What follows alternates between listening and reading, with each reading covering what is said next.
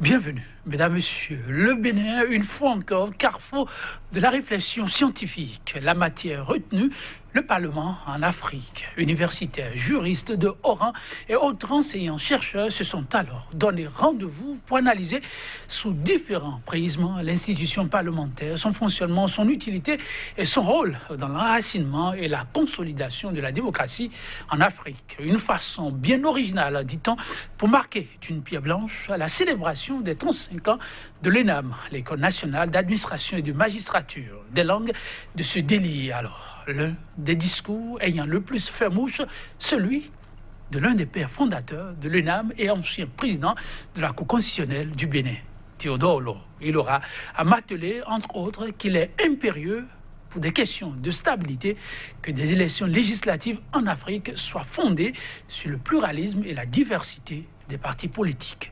Un principe qui relève nombre d'observateurs décèdent à mes égards le Parlement béninois dans sa configuration actuelle. Recommandation de Théodore Ollô pour un Parlement véritablement démocratique. Une invite tacite à la dissolution de la 8e législature au Bénin.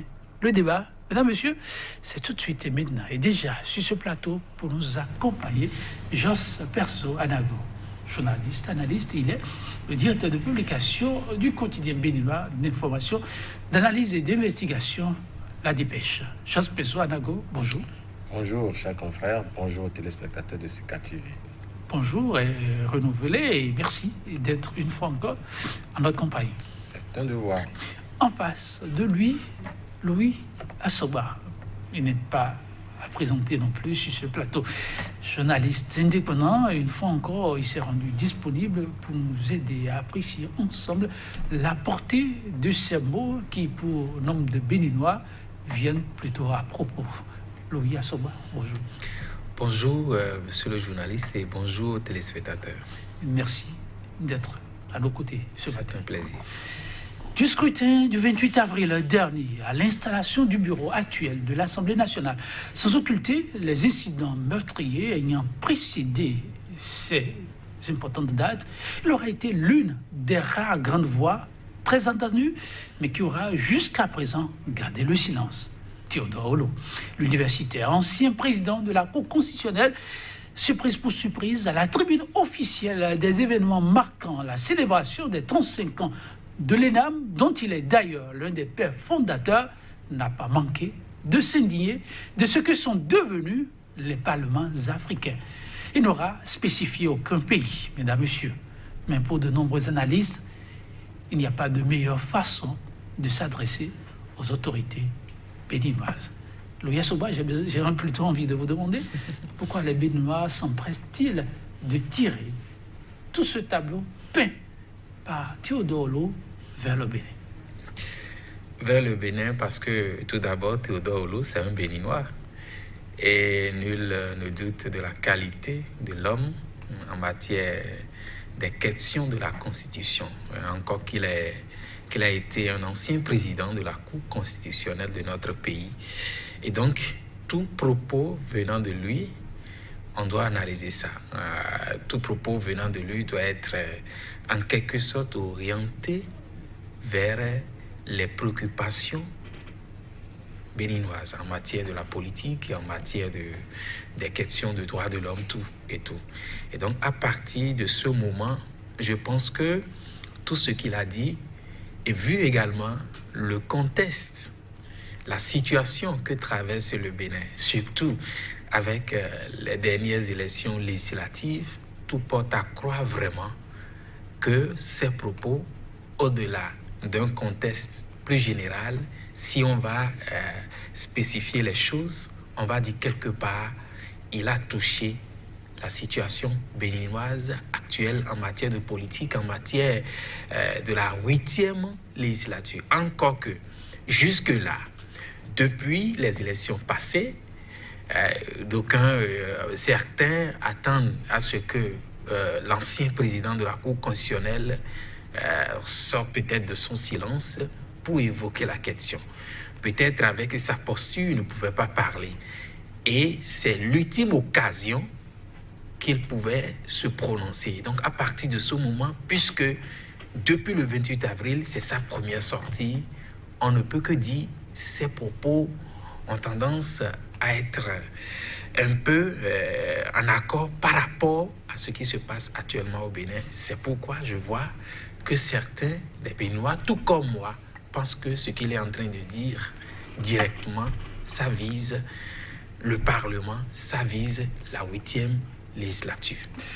Se mirer dans les propos de Théodore Lo pour ne découvrir que le Bénin actuel, le Bénin, dit-on, sous Patrice Talon, Jospé Zouanago, n'est-ce pas pervers cette démarche que malheureusement nombre d'analystes et de professionnels des médias empruntent? Lui, Théodore Lo, qui s'est voulu généraliste à travers cette intervention. Merci, cher confrère. C'est une réflexion scientifique, c'est des propos tenus par un savant, j'allais dire, en griffe, un sachant. Et mieux encore, c'est un Africain qui plus est béninois. Alors, il est à reconnaître que même s'il était algérien ou zimbabwéen, les propos cadrent parfaitement bien avec notre vécu et nous les aurions pris à notre compte. Franchement, il faut avoir le courage de le dire. Si ce monsieur était ressortissant d'un autre pays autre que le Bénin, ses propos cadraient tellement bien avec notre contexte que nous les aurions pris à notre compte. Et il se trouve qu'il s'agit d'un fils de ce pays, un professeur émérite, qui a officié jusqu'à la dernière mandature de la Cour constitutionnelle, qui a cédé son fauteuil donc à son remplaçant, pour ne pas citer Joseph Diabonou.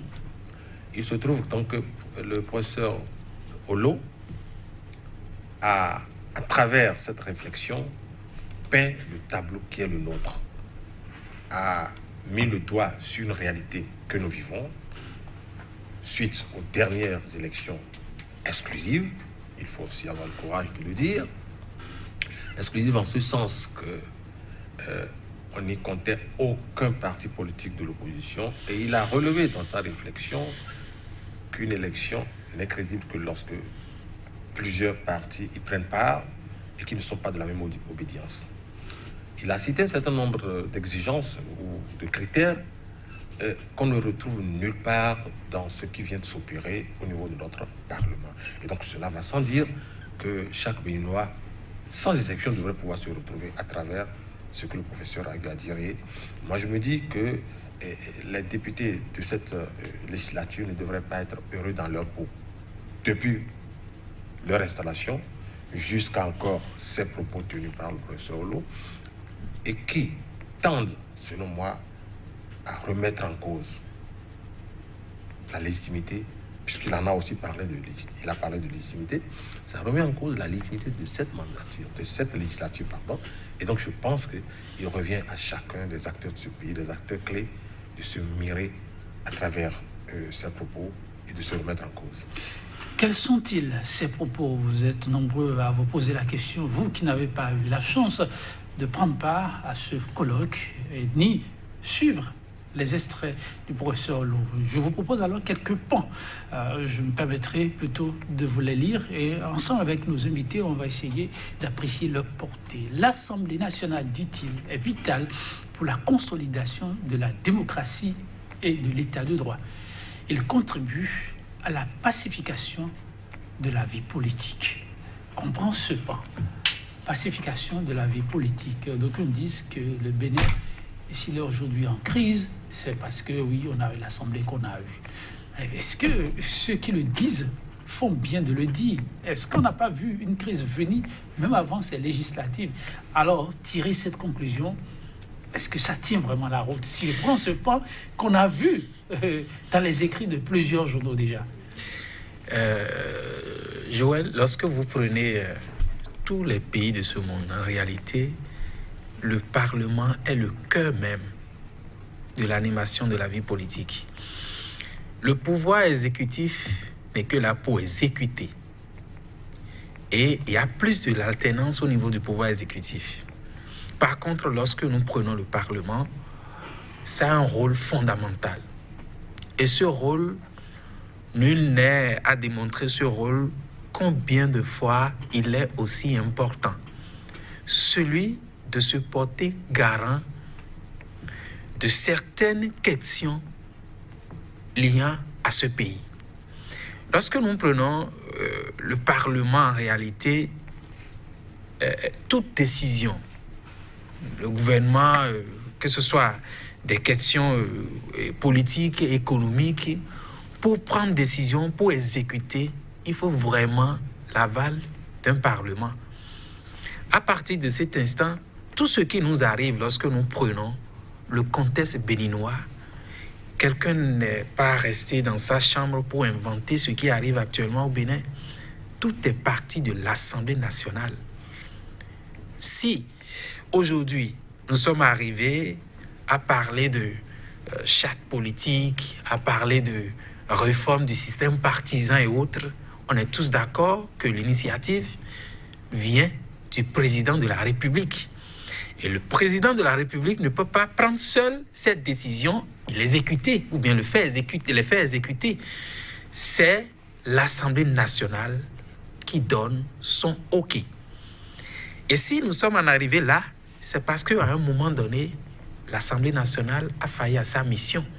C'est ça qui a fait qu'aujourd'hui, le président est en train de dire que pour qu'il y ait une politique pacifique en réalité, je suis en train de paraphraser ce qu'il a dit, tout dépend d'une Assemblée nationale capable de ne pas être un béni oui-oui, mais capable de faire le discernement, capable de faire en sorte que toute décision qui doit sortir de ce Parlement doit être l'intérêt général de tout un peuple et non l'intérêt général d'un clan ou encore d'un individu. L'Assemblée nationale, émanation du paysage politique, mais au-delà, l'émanation même de la nation elle-même, liée à l'université, d'ajouter par la suite que la contradiction vivifie et nourrit le débat démocratique. Il n'y a pas meilleur endroit, ajoutait-il, que l'Assemblée nationale. Et c'est là que les débats contradictoires se mènent. Il est donc important, soulignait-il, que les élections législatives soient fondées sur le pluralisme et la diversité des partis politiques, sans quoi saluent les dégâts. Tout à fait d'avis avec le professeur Rollo. Et ça ressemble aussi au Bénin. Tout à fait. Et puis moi, je voudrais... La configuration actuelle, vous l'avez déjà suivi, oui. C'est vrai, les débats, comme on dit, sur certains dossiers qui divisent n'ont pas encore commencé, mais ces élus ont assuré qu'étant majoritaires et minoritaires, ils pourront mener des débats contradictoires sérieux. Mon cher confrère, je n'y suis pas, parce que j'observe, mais je ne suis pas encore à ce résultat ou à ces promesses... pieuse de ces députés qui se sont donné bonne conscience. C'est vous dire donc quoi? Quand ce qu'on observe aujourd'hui, nous avons juste, moi je veux parler sur des cas concrets. Nous avons cette crise, il faut aussi l'appeler ainsi, cette crise avec le Nigeria. N'allez pas me dire, chers confrères, que vous en savez déjà suffisamment à partir du Parlement. Et cela relève du rôle du Parlement d'interpeller le gouvernement pour le peuple. Nous autres habitants de ce peuple aurions été heureux de comprendre un peu, enfin, de comprendre ce qui se trame entre les deux pays, et ce, à travers les questions adressées au gouvernement. Après plus d'un mois, rien. Le Parlement est là, les deux parties du chef de l'État sont là, mais ne veut pas. C'est comme si ces partis ont peur de faire mal au chef de l'État en l'interpellant ou de faire mal au gouvernement en l'interpellant. Mais tel que c'est, il n'y a pas la contradiction. Il n'y a pas la contradiction. Et c'est de la contradiction que jaillit la lumière.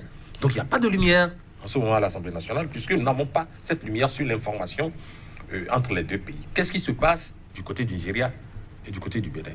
Il n'y a que ces voies officielles pour nous en informer. Le ministre n'a jamais été interpellé.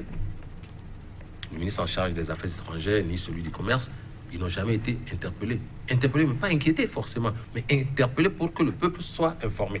Et donc, c'est un exemple palpable pour vous dire à quel point il n'y a pas de contradiction au sein de cette assemblée. Et quand il n'y a pas de contradiction au sein d'une assemblée, c'est une assemblée monocolore. Et ça, c'est pas de la démocratie. Et donc, il n'y a pas à faire de minorité et de majorité. Non, c'est du vent ou alors c'est du replâtrage. Du vent, du replâtrage. Théodore Lo invite, si le constat est qu'on n'en est pas encore à ces résultats, eh bien, que les gouvernants travaillent à ce que très rapidement, on puisse rectifier le tir là où le bas blesse. Rectifier le tir là où le bas blesse, quand on prend le cas du Bénin où vous dites qu'on n'en est pas là, qu'il y a urgence, le Théodore Lo, qui ne parle pas du cas spécifique de son Bénin et qui reste dans la généralité, peut-on dire qu'il s'agit de recommandations à prendre en compte forcément pour le cas spécifique du Bénin, où on peut espérer que progressivement, on va remonter la pente?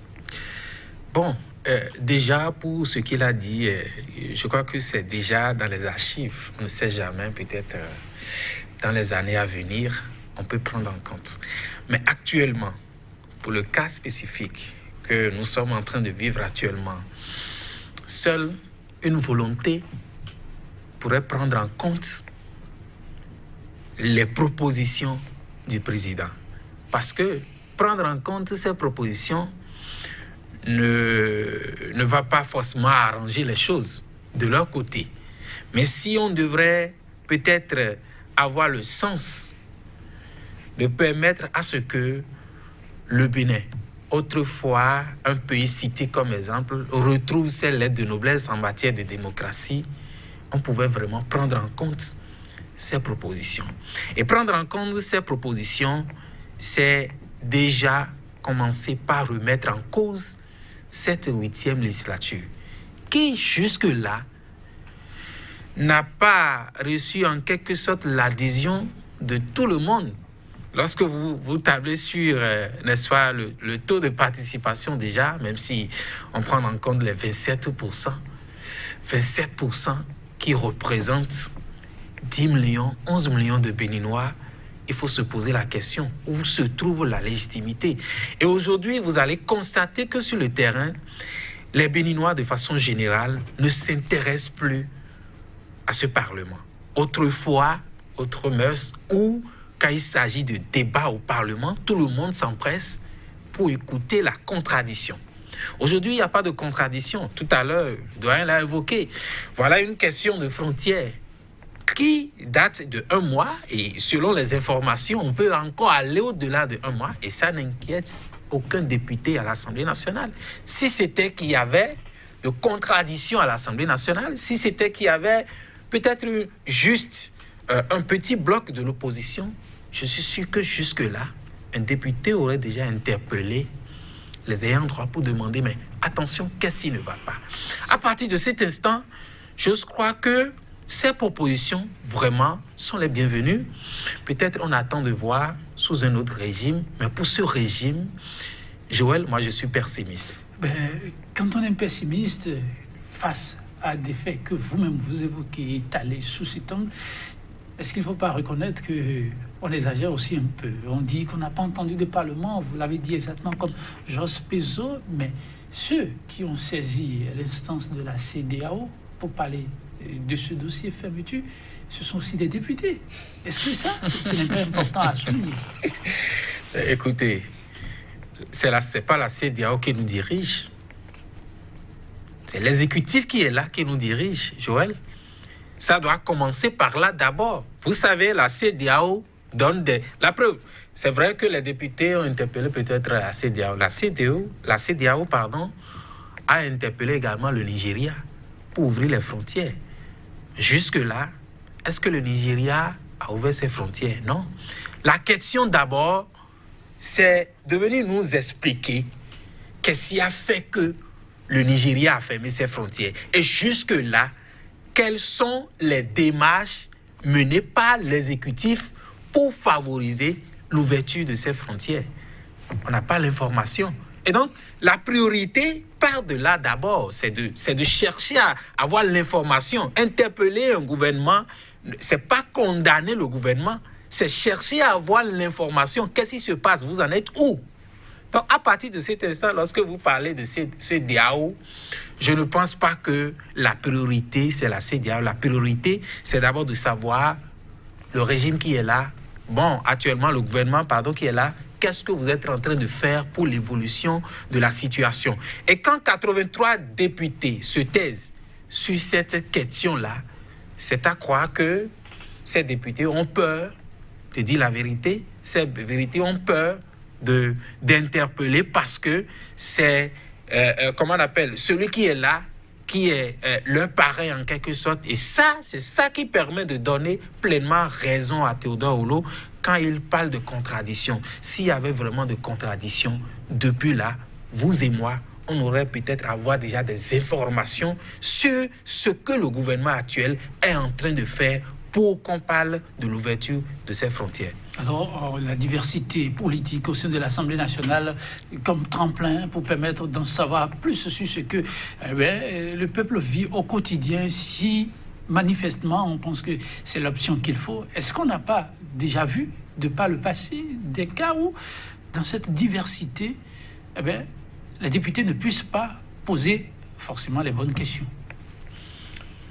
Pour ce que je sais et pour l'histoire récente des législatives qui se sont succédées ici au Bénin, je peux dire et retenir qu'on a connu depuis 1990, tout au moins, parce que là, parlant de démocratie, du vent de démocratie qui a commencé à souffler sur ce pays, je peux retenir que toutes les législatives qui se sont succédées nous ont donné une image vivifiante de la démocratie, de la contradiction à l'intérieur de l'hémicycle. Toutes les législatures que nous avions vécues. Et donc, la 7e législature n'a pas dérogé à cette règle. Donc, je ne voudrais pas citer ici sur le plateau des députés qui, malgré qu'il y avait une minorité de l'opposition, c'est-à-dire une poignée de députés de l'opposition, un peu plus de la dizaine, on avait de la matière. Le gouvernement était régulièrement interpellé, même si il ne se soumettait pas à cette sollicitation, qui est du ressort d'ailleurs de toute assemblée nationale, mais le gouvernement était interpellé. Et déjà, ça suscitait la curiosité au sein de la population. Tantôt, mon cher confrère Joël, vous disiez que, n'en déplaise à ceux qui pensent que le gouvernement n'a pas été interpellé à l'interne et que au niveau du Parlement de la CEDEAO, mais ce qui s'est passé entre le Parlement béninois et le Parlement de la CEDEAO n'est pas ce que nous recherchons ici.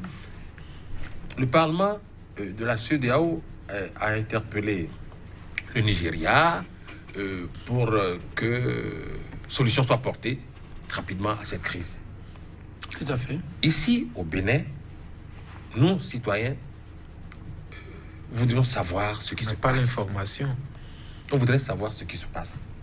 Et ensuite, quelle est la solution à y appliquer? Ces deux questions, c'est ici, à l'interne, qu'on doit... Nous autres, nous vivons la fermeture des frontières, la fermeture unilatérale des frontières par le Nigeria. Mais ce qui est paradoxal, le Nigeria qui a fermé la frontière ne manque pas d'informer régulièrement sa population. Il n'y a qu'à visiter les journaux, il n'y a qu'à visiter la presse, les médias pour en savoir quelque chose. Le Nigeria renseigne régulièrement ses habitants. Les officiels en parlent à tout bout de champ. Mais ici, c'est le blackout.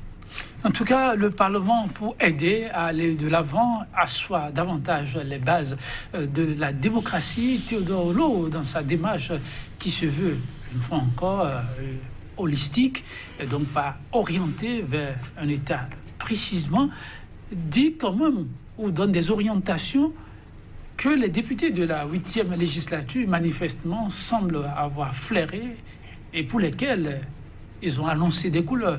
C'est ce Parlement qui a même dit, au lendemain des difficultés connues, que très rapidement, ils vont s'asseoir et ensemble voir les mesures correctives à apporter pour que les tests qui ont conduit au résultat qu'on a tous observé le 28 avril, que ce soit plus ces tests qui gouvernent les scrutins à venir. Alors, on se demande là encore, est-ce qu'on devrait accorder autant d'attention à ces messages, ces recommandations voulues d'ensemble pour une Afrique qui cherche toujours ses marques? Joël, pour des questions simples, ces parlementaires n'arrivent pas à trouver une solution, à peut-être chercher à initier quelque chose pour ce qu'on vient d'évoquer. Simple question par rapport à la frontière, aux frontières qui sont fermées au niveau du Nigeria. Je ne pense pas que c'est cette question que vous venez d'évoquer qu'ils vont le faire. C'est vrai qu'au lendemain, oui, je parle des questions au toilettage. Ils diront peut-être que nous sommes encore à l'orée du mandat, puisque ça ne fait pas encore 1 an, qu'ils ont tout le temps pour penser à ça. Moi, je pense qu'en réalité, si jusque-là, c'est vrai qu'ils ont déjà commencé, on dira qu'on est pressé, mais on n'est pas pressé. Si jusque-là, on n'observe pas encore les prémices, les signaux qui pouvons nous permettre de dire, attention, cette assemblée, cette 8e législature, effectivement, a annoncé quelque chose et a commencé, et que jusque-là, c'est le silence plat. Je suis toujours pessimiste, je ne pense pas qu'on puisse parler de toilettage. Encore que, parler de toilettage, pour aller dans quel sens? Est-ce que ça va les arranger? Si ces députés veulent parler de toilettage, qui ne pouvaient pas les arranger, n'attendez pas à ce que ces députés du Parlement aient cette volonté-là de pouvoir initier quelque chose dans ce sens. Parce que jusque-là, c'est le silence plat. Ça serait difficile quand même. En tout cas, l'Afrique fait une marche formidable, même s'il y a encore des écueils en termes d'enracinement de sa démocratie. Et pour Théodore Ollot, au-delà de la question de la pluralité politique au sein de l'Assemblée, il faudra, Jos Peso, voir loin, voir grand. Au sein de l'Assemblée, dit-il, il faut envisager la représentation du peuple. Le peuple dans sa diversité ethnique, dit-il, sociale, et au-delà, idéologique. Et il perçoit cela comme une alternative plausible pour éviter des cas de guerre qu'on enregistre fréquemment sur le continent. C'est une réalité. Il n'a rien inventé, le professeur Ollot. Il n'a fait que dire ce qui est. Repartez 2 législatures en arrière. Chers confrères, et vous vous rendrez compte qu'il y avait une sorte de pacification générale, c'est-à-dire parce que les uns et les autres se sentaient représentés au sein de l'hémicycle, au Bénin. Et si on va ailleurs dans d'autres pays, vous allez vous rendre compte que lorsque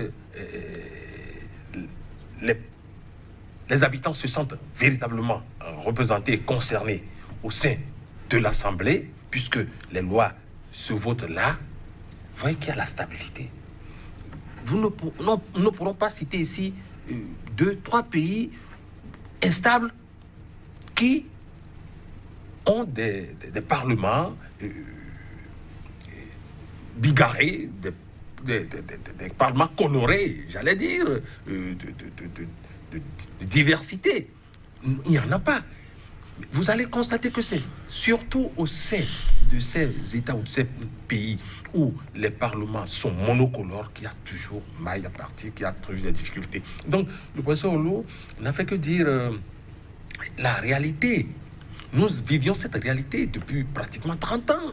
Une belle réalité qui consiste pour le Bénin à observer cette alternance-là, parce que l'alternance n'est pas seulement à la tête du pays, mais surtout au niveau de son Parlement. Et nous avions observé cette alternance là où des députés s'en vont, reviennent avec une foule de partis, de divers partis politiques qui viennent s'exprimer à l'hémicycle. Et d'ailleurs, quand on revisite les fondamentaux même de la démocratie ou du Parlement réellement, on se rend compte que ce que nous avons aujourd'hui, je parie fort que les députés qui sont élus ne doivent pas se sentir heureux. Ils ne doivent pas se sentir heureux et je suis en train de les soupçonner même de regretter même l'absence de leurs congénères. En tout cas, ce n'est que des soupçons. Il va falloir peut-être les approcher pour savoir s'ils en souffrent. Mais Louis Assoba, oui. Un Parlement à l'image de la société, est-ce que ça ne fera pas trop lourd à porter pour la société? Théodore Lo, en prophète, pense que ça peut participer davantage à la pacification. Mais c'est ça. Lorsque vous prenez le Parlement, la définition même, c'est la représentativité du peuple. Et ce peuple, c'est la société. Moi, j'ai l'habitude d'apprécier les grandes démocraties. Si on pouvait trouver, n'est-ce pas, se mirer, on verra bien que nous allons peut-être faire de bonnes choses en Afrique. Parce que déjà, à partir de 1990, si on a essayé d'amorcer ce chemin de la démocratie, c'est parce qu'on a vu ailleurs. Lorsque vous prenez par exemple ce qui se passe à la Grande-Bretagne aujourd'hui avec le Premier ministre, vous allez constater que tout part de l'Assemblée nationale, où il y a la contradiction, où le peuple est vraiment concerné par la question du Brexit, par exemple. À partir de ce moment, vous constatez que ce Parlement est à l'image exactement de cette société britannique. C'est ce que nous voulons. Au Bénin, ou dans certains parlements, ils sont là juste peut-être pour exécuter. Ils ne sont plus là pour peut-être, n'est-ce pas, contrôler, mais ils sont là pour exécuter des décisions des présidents. J'en veux pour preuve. Je sais, aujourd'hui, lorsque vous prenez le continent, où par exemple, un président se lève pour dire nous allons changer la constitution. Ça s'est passé au Burundi, en Guinée bientôt. Vous allez constater que c'est parce que ce président a une confiance. Quelle confiance? Parce que son Parlement, au niveau du Parlement, il a une majorité criarde. Et que c'est cette majorité, il mise sur cette majorité pour peut-être changer la constitution, pour se retrouver peut-être pour un troisième mandat. Et donc, si à partir de ce moment, ce Parlement ne reflète pas la société, mais est là juste pour exécuter les décisions d'une personne qui a la tête du pays, ce n'est plus un Parlement qui reflète vraiment la société. Et lorsque nous prenons le cas du Bénin, tout à l'heure on a évoqué, si nous prenons le taux d'abord de participation, on va dire qu'à l'Assemblée nationale, ces 83 députés ne représentent pas exactement les 11 millions de Béninois. Et s'ils ne représentent pas les 11 millions de Béninois, ça veut dire qu'ils ne représentent pas la société. À partir de ce moment, tout ce qui se fait là ne concerne plus cette société, mais tout ce qui se fait là concerne seulement les 83 députés et concerne en réalité ce qu'ils font, à qui cela profite, ça concerne également à cette personne-là ou bien à cette entité-là. Donc, le Parlement doit pouvoir travailler pour le peuple qui l'a envoyé, Martel, l'universitaire. Et cette intervention à valeur, peut-on dire, Jos Peso, de consultation qui pour le pays, c'était ça, graduellement, est revenu sur une préoccupation qui divise souvent. Quand peut-on dire que tel Parlement est légitime? Le sujet ne manque pas de diviser aussi les Béninois. Divise et universitaires et citoyens lambda. Théodore Lo, lui, a fait une démonstration, montrer des pistes. Avec nos téléspectateurs, je relève quelques pistes et on apprécie ensemble. Il dit, pour parler de légitimité d'un Parlement, il est nécessaire d'examiner la qualité du processus électoral. Mais aussi, lui semble-t-il, la fidélité des élus au corps électoral. Oui. Deux pans. Il ne parle pas encore des élus eux-mêmes. Il dit le processus électoral. Malheureusement, quand on prend ce processus, récemment, il est revenu encore au devant de la scène, parlant du cas du Bénin. Jos Peso Anago. Vous convenez avec moi, cher confrère, que on se sent tout de suite indexé. Parce que nous sommes dedans. Comme je le dirais de façon triviale, nous sommes dedans, en plein dedans, nous nous retrouvons dedans, simplement parce que nous avions opéré autrement les choses cette fois-ci, et nous nous retrouvons mauvais démocrates. Autrement, comment le processus n'était-il pas en adéquation avec les tests que les Béninois se sont donnés d'une manière ou d'une autre, puisque ce sont des députés qui ont voté ces tests. Je l'avais dit ici sur ce plateau que... Et c'est justement pourquoi on se demande pourquoi les Béninois, avec une intervention comme celle-là, ils mettent beaucoup de fougue. Oui, évidemment. Même les tests qui régissent aujourd'hui cette législature ou qui ont régi le processus électoral ayant conduit à la mise en place de cette législature contestée par une bonne frange de la population, ces tests sont sujets à contestation aussi. Les conditions de leur faute.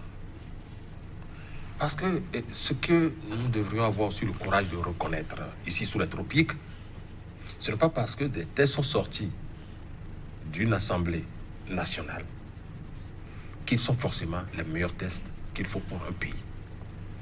Le processus qui a conduit à leur introduction au sein de l'hémicycle jusqu'à leur vote peut être vicié, peut être manipulé. Donc, tout a été mis en œuvre pour que l'opinion constate un beau matin qu'il y a des tests. Ok, on va au-delà des tests. Le processus en lui-même. Mais le processus est contesté puisque le processus a été vicié. Pour ce qui nous concerne, je parle du cas du Bénin. Quand on s'adosse aux réflexions du professeur Olo, on se retrouve dans ce qui a été notre cas, et ce processus a été vicié du début jusqu'à la fin. Et des voix s'étaient élevées pour dire attention, là où vous allez, ce n'est pas bien, vous allez droit dans le mur, parce que un processus qui pourrait vous garantir une élection transparente, crédible et sincère, ce n'est pas en y allant de cette manière que vous allez obtenir de bons résultats. On nous l'avait dit. Quand je dis on nous l'avait dit, des Béninois l'ont dit, des scientifiques se sont remis en collectif et l'ont dit aussi, l'ont fait savoir au chef de l'État, l'ont fait savoir aux députés de l'autre législature. Rien n'est fait. Aujourd'hui, le résultat est là. On avait été averti de ce que le processus était vicié. Donc, le processus aussi a conduit à ce que nous avons aujourd'hui. Et donc, il faut avoir le courage. C'est vrai, et ceux qui sont assis dans ces fauteuils aujourd'hui, même s'ils sont intérieurement mal à l'aise, voudront s'accrocher. Ça arrange peut-être le gouvernement, parce que là, c'est une caisse de résonance, l'Assemblée désormais. Mais ce n'est pas bon pour la démocratie du Bénin. Processus électoral, son déroulement à prendre en compte pour apprécier la légitimité du Parlement. Vous voyez, lorsque vous prenez le processus en réalité qui semble, c'est émaillé d'incidents et tout, à partir de ce moment, la légitimité est remise en cause. Au Bénin, depuis un bon moment, nous avons connu 7 législatures. Et pour les 7, on n'a pas trop contesté la légitimité. Pourquoi? Parce que pour la 8e législature, ce qu'on est en train de contester, c'est parce que on a vu des choses que auparavant, pour les 7 législatures passées, on n'avait pas vu. À commencer par d'abord le taux de participation, ensuite le soulèvement juste après les élections, ce qu'on a connu depuis 30 ans pratiquement, on n'a pas connu. Ça là aussi. 3e catégorie, les différentes interpellations. Où par exemple, on voit la CEDEAO qui interpelle le gouvernement béninois, on voit d'autres groupes, d'autres entités qui interpellent le gouvernement pour dire attention, ce que vous êtes en train de faire, ce n'est pas bien. À partir de ce moment, cela suppose que le processus est émaillé de fautes.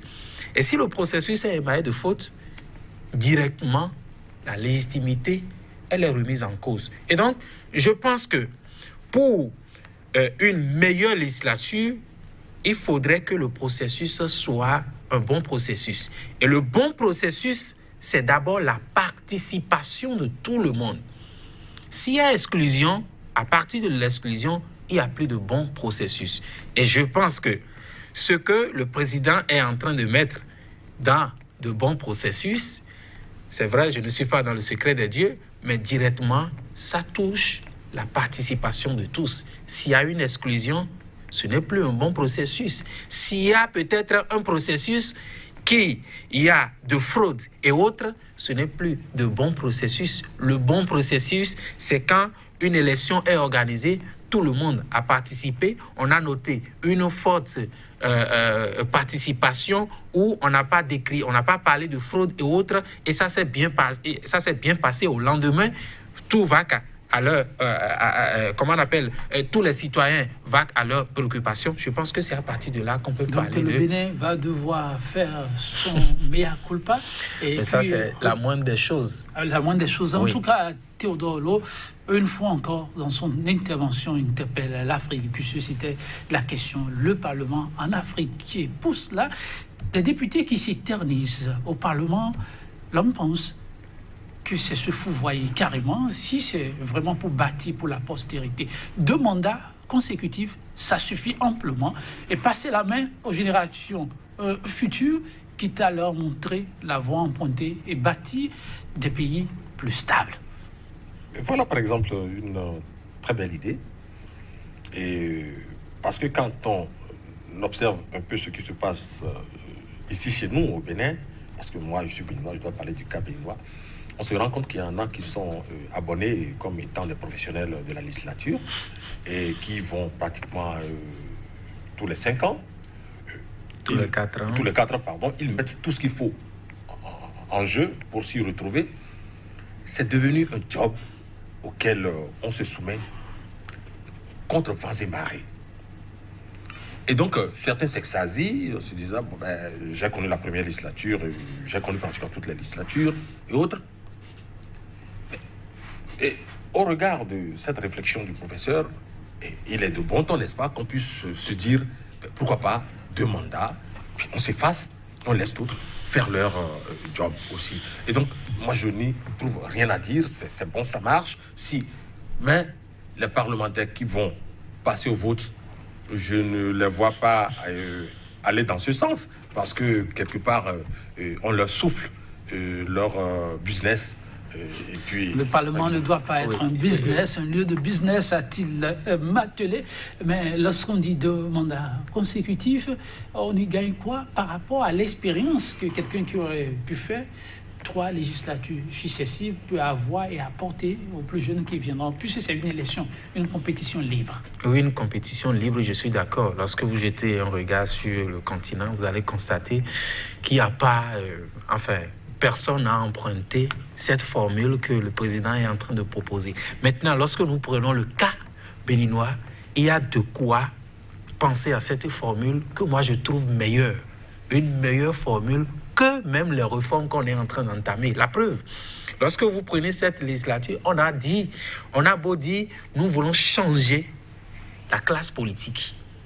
Mais actuellement, c'est la même classe politique pratiquement depuis 1990 qui est toujours là, qui est toujours à l'Assemblée nationale. Et donc désormais, si peut-être on dit le député a 2 mandats à faire et que le député fait le premier mandat, fait un second mandat, j'ose croire que il ne va plus peut-être dire faire un béni oui à un président pour espérer un positionnement après. Parce qu'il a déjà fait ses 2 mandats. À partir de ce moment, le renouvellement de la classe politique va se faire de lui-même, sans même qu'on ne parle de réforme, sans même qu'on ne parle de désormais système partisan, puisque celui qui a fini ses 2 mandats, forcément, quelqu'un d'autre va venir le remplacer. Et à partir de ce moment, ce renouvellement de la classe politique serait chose réelle. Et donc je dis, 2 mandats, ça va permettre en réalité à ces députés-là de ne plus espérer quelque chose, de ne plus espérer un positionnement. Pour ma conclusion, pour ma part, je pense que tout ce que le président a dit, le président Théodore Ollot a dit, si on devrait prendre ça en compte réellement, le Bénin va encore une fois étonner. Et j'ose croire qu'on devrait prendre ça en compte réellement. Jos Pizo-Anago. Oui, bon, je voudrais conclure en disant ceci. Il faudrait qu'on évolue vers une démocratie qui s'intéresse beaucoup plus aux réalités de notre pays et au vécu de notre pays. je ne voudrais pas croire que l'ANR, l'Assemblée nationale révolutionnaire, ait été meilleure que la 8e mandature, parce que à l'ANR, le peuple était véritablement représenté. Chose curieuse, la conférence nationale est revenue et a modernisé les choses, et curieusement, les réformes actuelles sont arrivées nous ramener en Merci, arrière. merci des réformes. C'est pour aller de l'avant et non en arrière. On vous aura compris, Jospé Swanago. Merci également à vous, Louis Assoba. Et un grand merci au professeur qui nous donne matière aussi à réflexion. Théodore Lo, je veux dire grand merci enfin à notre réalisateur du jour, juste Don Rissou, 100% bénin pour le numéro du jour en fausse compagnie sur cette citation de Jean de La Fontaine. Ni l'or, ni la grandeur ne nous rendent heureux. Bonne méditation chez vous. Et à très bientôt. Et pensez toujours à ce qui rend heureux le grand nombre. Au revoir.